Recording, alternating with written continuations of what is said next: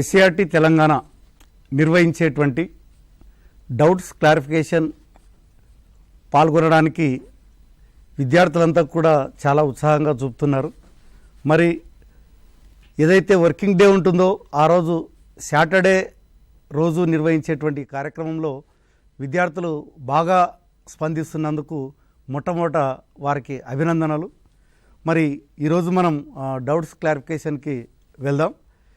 మరి ఈరోజు మనం చూసినట్లయితే మనం గత సెషన్లలో మనం ఎక్కువగా మనకేందంటే 9th క్లాస్ నుంచి ఎక్కువగా పిల్లలు బాగా అడుగుతున్నారు, అట్లాగే 10th అడుగుతున్నారు.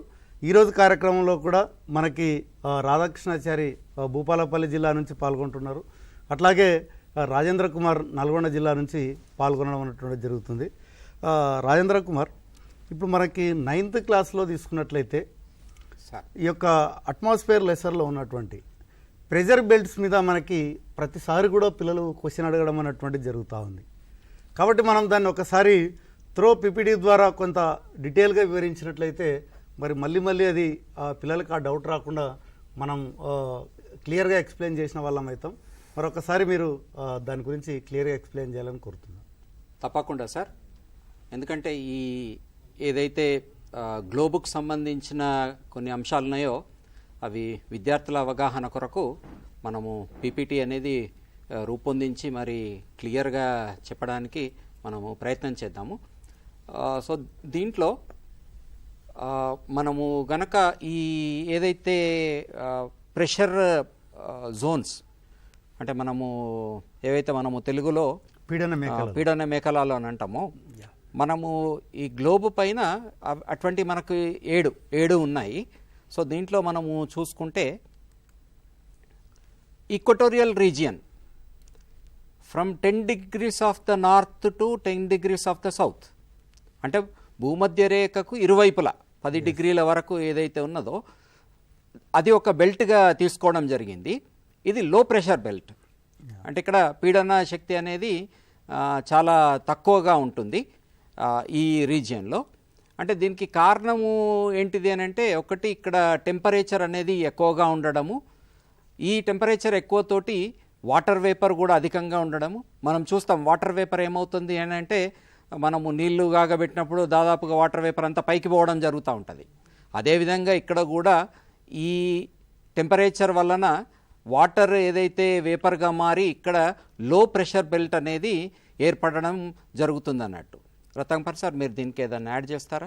యాక్చువల్గా మనం భూమధ్యరేఖ ప్రాంతంలో మనకు తెలుసు సూర్యకిరణాలు నిట్టనీలుగా పడతాయి కాబట్టి అక్కడ మనకి ఉష్ణోగ్రత ఎక్కువగా ఉంటుంది. ఎప్పుడైతే ఉష్ణోగ్రత ఎక్కువగా ఉందంటే అప్పుడు గాలిలో ఉన్న వాతావరణం ఉన్నటువంటి గాలి తేలికై పైకి వెళ్ళిపోవడం అన్నటువంటిది జరుగుతుంది. ఆటోమేటిక్గా అక్కడ మనకి ఈ యొక్క లో ప్రెషర్ బెల్ట్ ఏర్పడడం అన్నటువంటిది జరుగుతుంది. మరి మనం ఈ డిస్కషన్ కంటిన్యూ చేసే కంటే ముందు ఒక ఫోన్ కాల్ వస్తుంది, మనం తీసుకుందాం. Hello good afternoon sir. Good afternoon అమ్మా, ఎక్కడి నుంచి అమ్మా? Sir, I'm Srinidhi of 10th class from ZPHS Tadwai, Kamareddy district. Srinidhi, okay, మీరు కంటిన్యూగా అడుగుతున్నావు అమ్మా, చాలా అభినందనలు నీకు. ఎందుకంటే నీ ఎంతూజియాజానికి చాలా మనం మెచ్చుకోవాలి. Tadvai. Thank you sir. Good అమ్మా, చెప్పమ్మా, డౌట్ ఏందమ్మా? Sir, I have a doubt regarding world between the world wars. Okay. And my doubt is, what are the different impacts of wars during the first half of the 20th century? Okay, ఇప్పుడు మనకి 20th సెంచరీకి సంబంధించి ఏ changes వచ్చినాయన్నటువంటిది చాలా మంచి question ఏమది. యాక్చువల్గా అయితే మనం తీసుకున్నట్లయితే ఏదైతే ఇప్పుడు మనం వరల్డ్ వార్స్ స్టార్ట్ అవుతున్నాయని మనం చెప్తున్నామో దానికంటే ముందు అసలు వరల్డ్లో ఎటువంటి చేంజెస్ వచ్చినాయన్నటువంటిది మనం చూసినట్లయితే దాని కొరకే ఎవరు మన చరిత్రకారుడైనటువంటి ఎరిక్ అబ్సమ్ అనేటువంటి వ్యక్తి ఆయన 20th సెంచరీని ఏజ్ ఆఫ్ ఎక్స్ట్రీమ్ అని పిలవడం అన్నటువంటిది జరిగింది. దీన్నే తీవ్ర సంచలనాల యుగంగా పేర్కోవడం అన్నటువంటిది జరిగింది. మరి ఎందుకు ఈ రకంగా చెప్పారు అంటే, వరల్డ్లో అనేకమైనటువంటి మార్పులు చోటు చేసుకోవడం అన్నటువంటిది జరిగింది. ముఖ్యంగా ప్రపంచంలో కొన్ని దేశాల్లో ప్రజాస్వామ్యం ఎక్కువగా డెవలప్ అవుతూ వెళ్తే మరికొన్ని దేశాల్లో మనకి ఈ యొక్క ఫ్యాసిస్ట్ శక్తులైనటువంటి నాజిజం ఫ్యాసిజం అనేటువంటిది కూడా ఒకవైపు డెవలప్మెంట్ కావడం అన్నటువంటిది జరుగుతూ ఉంది. అట్లాగే మనం చూసినట్లయితే ఈ యొక్క మెడిసిన్లో కూడా అనేకమైనటువంటి టెక్నాలజీలో చేంజెస్, అంటే వైద్య రంగంలో కూడా అనేకమైనటువంటి డెవలప్మెంట్ కనిపించడం అన్నటువంటిది ఇక్కడ జరిగింది. అదేవిధంగా నెక్స్ట్ మనం తీసుకున్నట్లయితే లిటరసీ రేటు కూడా చాలా పెరగడం అన్నటువంటిది జరిగింది. అలాగే మనం చూసినట్లయితే ప్రజలు కూడా ఏది కూడా గుడ్డిగా నమ్మేటువంటి పరిస్థితి లేదు. అంటే మీ శాస్త్ర సాంకేతిక పరిజ్ఞానం కూడా పెరిగింది.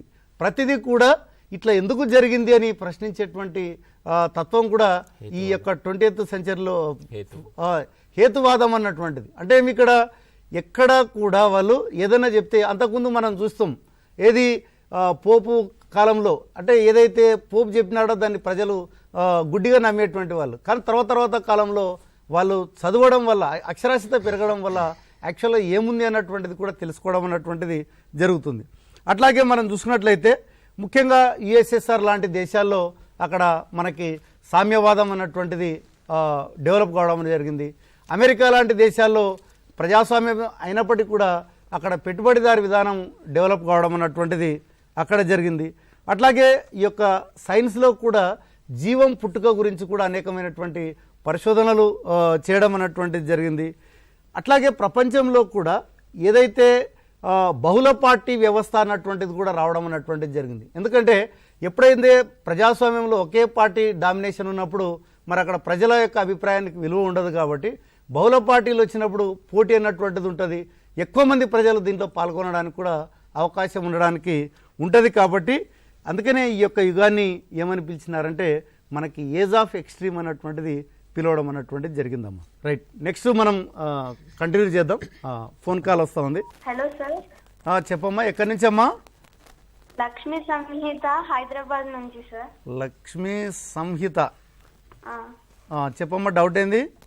Why do you think does Telangana not receive any snowfall during winter months, sir? Once again, you repeat the question. Why do you think does Telangana not receive any snowfall during winter months? Snowfall. Okay. snowfall ఎందుకు వస్తలేదు అని చెప్పు. Okay. Actually, the snowfall, that one when we see, means to receive a snowfall, some geographical conditions are required.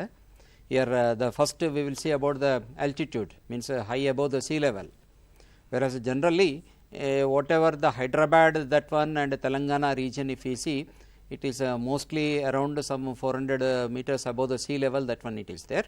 Yeah. And when we see the snowfall regions, it is around some 900 and above it will be there. So this is one first cause. And generally snowfall, that one it is during the winter. We see little bit whatever the like a snow, it will not like a snow, very cool it will be, but we won't experience any snowfall here. The main reason is that it is altitude is not up to the mark, that is one. Okay sir, మీరు add చేస్తారా? Sir చెప్పండి sir. తెలంగాణలో హైదరాబాద్లో మంచు ఎందుకు కురవట్లేదు చలికాలంలో అని అమ్మాయి ప్రశ్న అడిగింది. మంచు కురవడం అనేటువంటిది ఎక్కడైతే బాగా శీతలమైనటువంటి ప్రదేశాలు ఉంటాయో, ఎక్కడైతే సమశీతల మండలం ఉంటుందో ఆ ప్రదేశాలలో మాత్రమే చలికాలంలో మంచు అనేది కురుస్తూ ఉంటుంది. మన తెలంగాణ అనేటువంటిది ఉష్ణమండల ప్రాంతంలో ఉంది కాబట్టి, అంటే భూమధ్యరేఖకు దగ్గరగా ఉన్నటువంటి ఎక్కువ ఉష్ణోగ్రతను స్వీకరించేటువంటి ప్రదేశంలో ఉంది కాబట్టి ఇక్కడ మంచు కురవడం అనేది జరగదు. అంటే మంచు కురిసేంత చల్లబడేటువంటి వాతావరణ పరిస్థితులు వింటర్లో కూడా రావు. అది మరొక ముఖ్యమైనటువంటి కారణం నాన్న. అందుకనే మనకు ఉమ్మడి ఆంధ్రప్రదేశ్లో మనం తీసుకున్నట్లయితే లంబసింగి దగ్గర మాత్రమే లోయెస్ట్ టెంపరేచర్ అన్నటువంటిది ఉంది. కానీ ఇక్కడ మనకి ఏది స్నోఫాల్ అన్నటువంటిది మనం ఎప్పుడు చూడం కూడా. ఇది ఈ రీజన్, ఎందుకంటే మనము మన తెలంగాణ అన్నటువంటిది 23.5 degreesకి మనం కింద ఉన్నాం కాబట్టి ఇక్కడ ఆ పరిస్థితి వచ్చేటువంటిది లేదమ్మా. నెక్స్ట్ ఇంకొక ఫోన్ కాల్. హలో. హలో, చెప్పమ్మా, పేరు? Good afternoon sir. Good afternoon. I am Sneha from Warangal district, ZPHS Nagaram. Sneha, okay okay, right. Sir, did you explain the types of rainfalls? Types of rainfalls. Types of rainfalls. Okay. ఓకేనా, చాలా పెద్ద ప్రశ్న అడిగావు నువ్వు. Types of rainfalls, వర్షపాతం యొక్క రకాల గురించి అడిగావు. అందులో మొదటిది పర్వతీయ వర్షపాతం అంటారు. మరి పర్వతీయ వర్షపాతం అంటే ఎక్కడైతే పర్వతాలు కొండలు ఉంటాయో ఆ పర్వతాలు కొండలు ఉన్నటువంటి దగ్గర పవనాలు వీస్తూ వచ్చినప్పుడు ఆ పర్వతాన్ని ఢీకొని ఆ పవనం అనేటువంటిది పైకి లేవడం జరుగుతుంది. ఎప్పుడైతే పవనం పైకి లేస్తుందో అది ఆటోమేటిక్గా చల్లబడుతుంది. చల్లబడడం జరిగిందంటే నేల మీదకి, అంటే గాలి బరువెక్కి నేల మీదకి రావడానికి ప్రయత్నం చేస్తుంది. దానికి ఇంకా కొన్ని ఇతర అంశాలు కూడా సహకరించినప్పుడు అక్కడ అది వర్షం రూపంలో కురుస్తుంది. అది ఒక రకమైనటువంటి వర్షపాతం. మరొక రకమైనటువంటి వర్షపాతం ఏంటంటే కన్వెన్షనల్ రెయిన్ఫాల్ అంటారు నాన్న, అంటే సంవహన వర్షపాతం అంటారు. ఇది ఎక్కువగా ఉష్ణమండల ప్రాంతాలలో జరుగుతూ ఉంటుంది. మరీ ప్రధానంగా భూమధ్య రేఖా ప్రాంతంలో, అంటే ఈక్వెటోరియల్ రీజియన్లో ఇది జరుగుతూ ఉంటుంది. మరి ఇది ఎలా జరుగుతుంది అంటే సూర్యుని యొక్క వేడిమి అనేటువంటిది నేల మీదకి వచ్చినప్పుడు నేల వేడెక్కి నేల నుండి దానిపైన ఉన్నటువంటి గాలి పొరలు కూడా వేడెక్కుతూ ఉంటాయి. వాటిని కన్వెన్షనల్ ఫ్లోస్ అని అంటూ ఉంటారు. మరి ఆ కన్వెన్షనల్ ఫ్లోస్ అనేటువంటి వాటి వల్ల టెంపరేచర్ అల్పపీడనం అనేటువంటిది ఏర్పడి అది పైకి పోయిన తర్వాత, అంటే మేఘాలుగా ఏర్పడి మేఘం పైకి వెళ్ళి మళ్ళీ ఎప్పుడైతే టెంపరేచర్ తగ్గిపోతుందో, అంటే టెంపరేచర్ పెరిగినప్పుడు గాలి ఎక్కువ తేమను తనలో నిలుపుకుంటూ ఉంటుంది. అట్లా టెంపరేచర్ పెరిగిన తర్వాత 100% అయినప్పుడు, తర్వాత అది తను నిలుపుకునేటువంటి శక్తి 100% అయినప్పుడు టెంపరేచర్ కనుక తగ్గినట్లయితే వెంటనే ఆ తేమను బయటికి పంపడానికి గాలి ప్రయత్నం చేస్తుంది. అట్లా బయటికి వచ్చేటువంటి దాన్నే సంవహన వర్షపాతం అని అంటూ ఉంటాం. ఇది సాధారణంగా ఈవినింగ్ అవర్స్లో జరుగుతూ ఉంటుంది. ఎందుకంటే మార్నింగ్ నుండి 3-4 వరకు బాగా వేడెక్కి అప్పుడే చల్లబడుతుంది కాబట్టి కన్వెన్షనల్ రెయిన్ఫాల్ అంటారు. అది నాన్న. ఇంకొకటి చక్రవాత వర్షపాతం, సైక్లోన్స్ అనేటువంటిది కూడా ఉంటుంది. ఇది ఒక ప్రదేశం నుండి వచ్చేటువంటి వేడి గాలి, మరొక ప్రదేశం నుండి వచ్చేటువంటి చల్లటి గాలి, ఈ రెండు ఒక దగ్గర ఢీకొన్నప్పుడు పైకి లేవడం అనేటువంటిది జరుగుతుంది. వేడి గాలేమో పైకి లేస్తుంది, చల్లటి గాలి అక్కడ నుండి పక్కకు పోతుంది. ఎప్పుడైతే వేడి గాలి పైకి లేచిందో మనం ఇంతకుముందే అనుకున్నాం, పైకి వెళ్ళడంతో టెంపరేచర్స్ అనేటువంటి తగ్గుతాయి. తగ్గినటువంటి టెంపరేచరు తగ్గడం వల్ల దాంట్లో ఉన్నటువంటి తేమ మళ్ళీ వర్షం రూపంలో లేదా నీటి బిందువుల రూపంలో లేదా పొగమంచు రూపంలో కూడా నేల మీద కురవచ్చు. అది మరొక రకమైనటువంటి వర్షపాతం నాన్న. అదే చక్రవాత వర్షపాతం మనం తీసుకున్నట్లయితే, అందుకనే చక్రవాత వర్షం అప్పుడు ఏంటంటే వర్షం కూడా చాలా కుండపోత వర్షాలు, చాలా పెద్ద వర్షం కురుస్తూ ఉంటాం. రైట్. Phone call sir. ఇంకొక ఫోన్ కాల్ తీసుకుందాం. హలో. Hello sir. చెప్పమ్మా, పేరు? గణేష్ సార్. గణేష్, ఎక్కడి నుంచి గణేష్? హైదరాబాద్, సూర్యాపేట సార్. సూర్యాపేట్. ఓకే, చెప్పు Ganesh. Sir, first world war reason sir. First world war reasons ఇంకా చదవలేదా గణేష్? టెక్స్ట్ బుక్లో కూడా నువ్వు చదవాలా? అంటే కొంచెం క్లారిటీ కావాలా? రైట్. ఓకే అమ్మా. గణేష్, ప్రపంచ యుద్ధాలకు మరి కారణాలు మనం తీసుకున్నట్లయితే ఫస్ట్ వన్ వచ్చేసి దురహంకారపూరిత జాతీయతావాదం అన్నటువంటిది ఫస్ట్ రీజన్. సెకండ్ వన్ తీసుకున్నట్లయితే సామ్రాజ్యవాదము. మూడోది తీసుకున్నట్లయితే రహస్య ఒప్పందాలు. నాలుగోది తీసుకున్నట్లయితే సైనికవాదము. ఐదవది తీసుకున్నట్లయితే ఈ యొక్క బాల్కన్ రాజకీయాలు. ఇక లాస్ట్ వన్ ఇమ్మీడియట్ కాజ్ అన్నటువంటిది, అంటే తక్షణ కారణంగా కూడా మనం చెప్పుకోవడం అన్నటువంటిది జరుగుతుంది. మరి ఇక్కడ చూసినట్లయితే ఏది దురహంకారపూరిత జాతీయతావాదం అన్నటువంటిది, ఇది ఒక రకమైనటువంటి ప్రజల్లో దేశం పట్ల మనకి ప్రేమ ఉండాలి, కానీ ఇతర దేశాల పట్ల ద్వేషాన్ని నింపడమే దురహంకారపూరితమైనటువంటి జాతీయతావాదం. అందుకనే మనం మన దేశం పట్ల ప్రేమ చూపడం తప్పులేదు, కానీ ఇతర దేశాల పట్ల కూడా అంతే ప్రేమ చూపాల్సినటువంటి అవసరం ఉంది. అప్పుడు మాత్రమే జాతీయతావాదం అన్నటువంటిది ఉంటుంది. కానీ ఇక్కడ ఏం చేశారు వీళ్ళు, ఎవరు మన హిట్లర్ కానీ, అదేవిధంగా ఇటలీలో కానీ, ఇటలీ అదేవిధంగా జర్మనీ, ఈ రెండిట్లో కూడా, ఈ రెండు దేశాల్లో కూడా ఏంటంటే, ఇక్కడనేమో ఇటలీలో ఫ్యాసిజం, జర్మనీలోనేమో నాజిజం. వీళ్ళు ఏం చేశారంటే ప్రజలను రెచ్చగొట్టడం అన్నటువంటిది జరిగింది. మన జాతి ప్రపంచాన్ని గొప్ప జాతి, మనం ఏలేటువంటి శక్తి మనకు మాత్రమే ఉంది అన్నటువంటిది వాళ్ళకి ప్రజలకు నూరు పోసి ఒక రకమైనటువంటి ఇతర దేశాల పట్ల ద్వేషభావాన్ని నింపడం కూడా మొదటి ప్రపంచ యుద్ధానికి ఒక కారణం కావడం జరిగింది.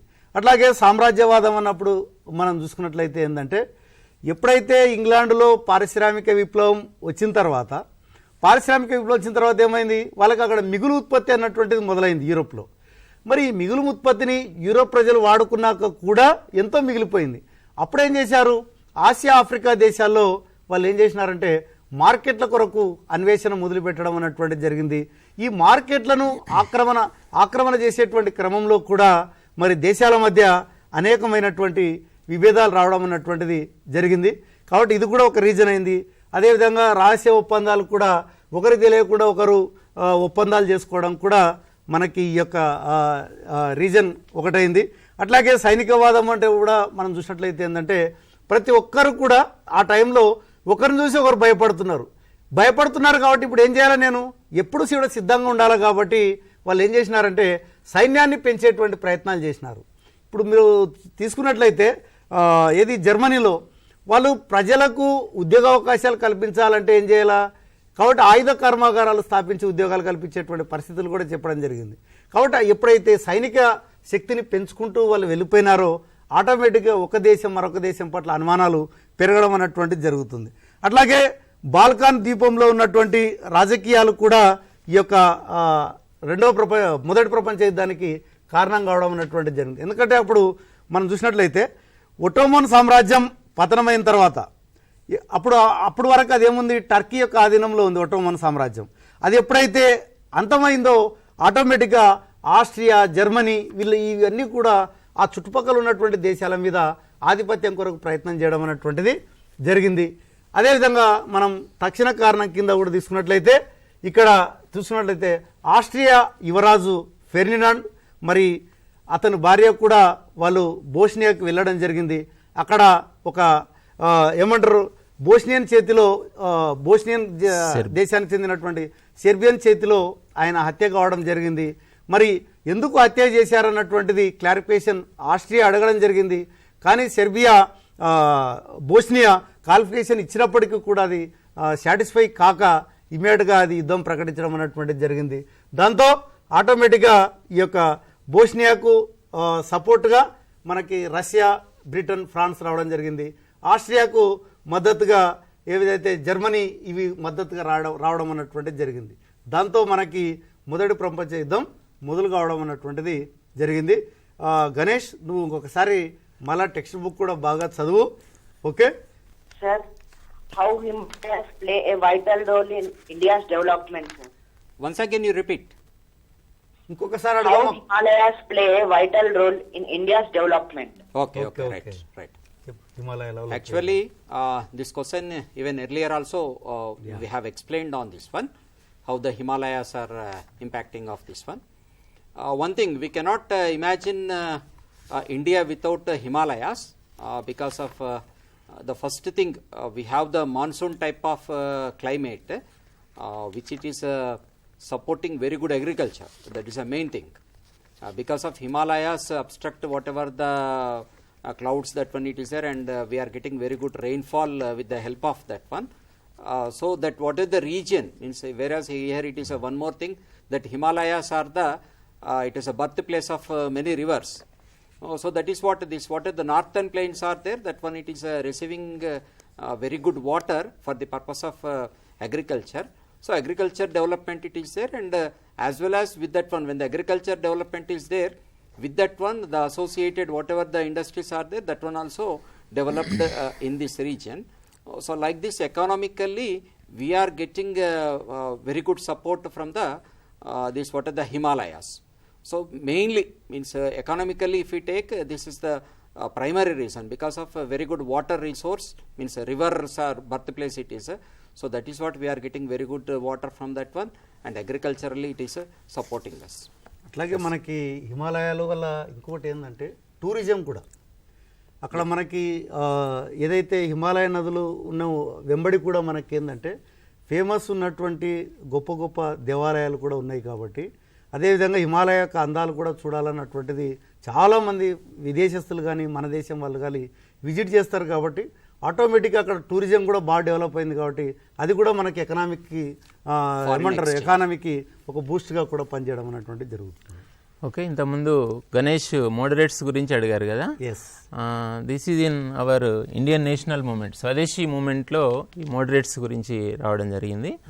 Moderates are our first national leaders, those who submitted petitions to the Britishers. They wanted to Britishers move away from our country by friendly way. అంటే వాళ్ళు మంచి పిటిషన్లు ఇచ్చి మంచి మాటలతోటి విన్నపాలు చేసుకొని మీరు మా దేశం నుండి వెళ్ళిపోండి అని ఆ వినతి పత్రాలు ఇవ్వడం ద్వారా బ్రిటిష్ వాళ్ళని ఎవరైతే వెళ్ళిపోమని కోరినరో వాళ్ళను మోడరేట్స్ అంటారు. తర్వాత కాలంలో వచ్చినటువంటి ఎక్స్ట్రీమిస్ట్స్ ఈ పద్ధతిని పూర్తిగా వ్యతిరేకించి వాళ్ళను వెళ్ళిపోమని మనం బ్రతిమలాడడం కాదు, వాళ్ళకి ఇక్కడ మాట్లాడే హక్కు, ఇక్కడ బ్రతికే హక్కు, మనల్ని పరిపాలించే హక్కే లేదు, కాబట్టి వాళ్ళని ఇక్కడ నుండి పూర్తిగా తరిమి వేయాలి అని చెప్పిండ్రు. వాళ్ళు ఎక్స్ట్రీమిస్ట్స్ అంటారు, అంటే మితవాదులు, అతివాదులు. ఎవరైతే వినతి పత్రాలు సమర్పించడం ద్వారా ఈ దేశాన్ని విడిచి వెళ్ళిపోవాలని బ్రిటిష్ వారిని కోరినరో వాళ్ళు మితవాదులు లేదా మోడరేట్స్. మనం మితవాదులకి ఉదాహరణ కూడా తీసుకున్నట్లయితే సురేంద్రనాథ్ బెనర్జీ, గోపాలకృష్ణ గోఖలే, అట్లాగే దాదాబాయి నవరోజీ. మరి అతివాదులకు తీసుకున్నట్లయితే లాల్ బాల్ పాల్, బాలగంగాధర తిలక్, లాలా లజపతి రాయ్, అదేవిధంగా బిపిన్ చంద్రపాల్. వీళ్ళందరూ కూడా ఏంటంటే ఎక్స్ట్రీమిస్ట్స్. అంటే వాళ్ళు ఒకటి ఏంటంటే అయ్యా అబ్బా అని అడుక్కుంటే ఎవరు స్వాతంత్రం ఇయ్యరు, కాబట్టి మనం ఒక రెవల్యూషనరీ స్టెప్ తీసుకొని బ్రిటిష్ వాళ్ళు ఈ దేశం నుంచి వెళ్ళగొట్టాలన్నటువంటి ఆలోచన ఉన్నటువంటి వాళ్ళు ఎక్స్ట్రీమిస్ట్స్. ఓకే, నెక్స్ట్ మనం తీసుకున్నట్లయితే Rajendra Kumar discussing about pressure belts. So మనం ఇక్కడ దీంట్లో చూసుకుంటే ఈ మనకి కంప్యూటర్ ఒకసారి తెర మీద చూడండి.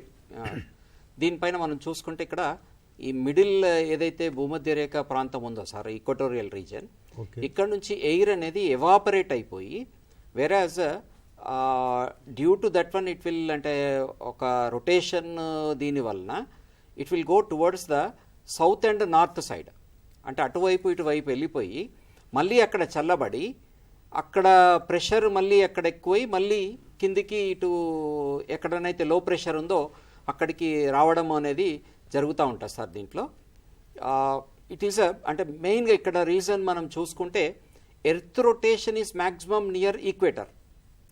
Because of here what will happen, earth will the air is pushes to all the directions in this one.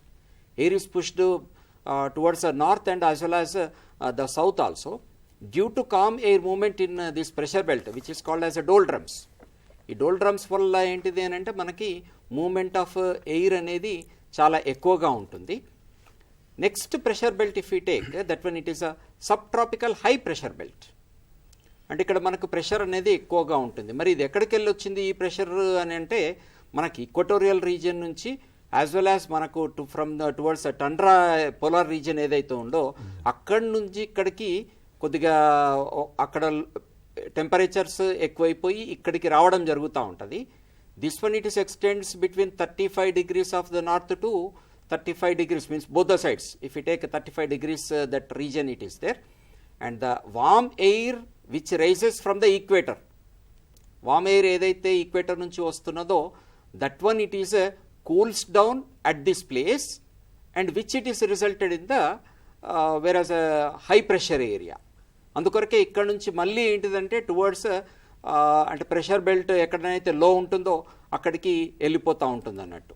Large masses of air move from the polar areas also decreases the temperature of these regions. అక్కడ temperatures ఎందుకు తక్కువగా ఉంటున్నాయంటే because of the from the polar region where the air that one it is coming and due to that one whereas a pressure is increasing in this area. You can see this is how the movement that one it is taking place. అంటే ఇక్కడ పైకి వెళ్ళిపోయి ఇక్కడ ఏదైతే ఉందో ఇక్కడ పైకి air వెళ్ళిపోయి మళ్ళీ మనకి రివర్స్లో ఇట్లా రావడం అనేది జరుగుతూ ఉంటుంది. You can see the arrow mark how the movement that one it is taking place. First it is going up and again it is coming. So this one it is a continue process what it is taking because of the earth is receiving continuously the what are the heat from this one. Next we have the subpolar low pressure belts which it is extends 45 degrees of the north and 45 degrees of the equator, both the sides, whereas we can see here also we can see the low pressure belt. It is warm ocean currents అంటే మనకి రొటేషన్లో ocean currents అనేటి it will move from the equator region to the polar region. So this is one reason why there is a low pressure area is developed, and because of this one will carry the lot of heat. So that is what here, due to this whatever the warm current oceans, the temperature is decreased in this area. So that is what here also low pressure area is developed, and this area due to rotation of the earth, the winds get deflected in the other direction. As a result of this one, low pressure is present in this latitude region. This is, we can see how the winds are blowing. Here it is. Here it is, you can see the Westleries are there, and which is in the blue colored one, you can observe it, and whatever the trade winds are there, which it is what is the yellow colored one, you can see. అంటే మనకి high pressure ఏవైతే ఉన్నాయో that one it is from the blue colour one, that one it is coming towards the equator region. Yellow colour ఏవైతే ఉన్నాయో that one it is low pressure belt areas, that one we can see in this one. Now it is a polar high pressure belt. అంటే ఇది జనరల్గా whereas we can see the polar high ends because of towards the end of this one. అంటే మనకు both the polar regions if we see there, as we know, whatever the temperature it is there, almost it is remaining below the freezing level. So that is what we can see. And generally we have the temperature and pressure, దీనికి whereas inverse relationship is there.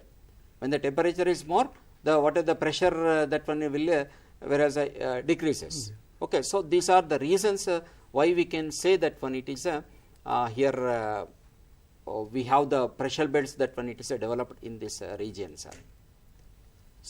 Okay, thank you Rajendra Kumar. ఎందుకంటే ఇప్పుడు ఇది ప్రతిసారి కూడా మనకి question అడుగుతూ ఉన్నారు కాబట్టి ఒకసారి పీపీటీ ద్వారా ఎక్స్ప్లెయిన్ చేస్తే బాగుంటుందనే ఉద్దేశంతో చేయడం జరిగింది.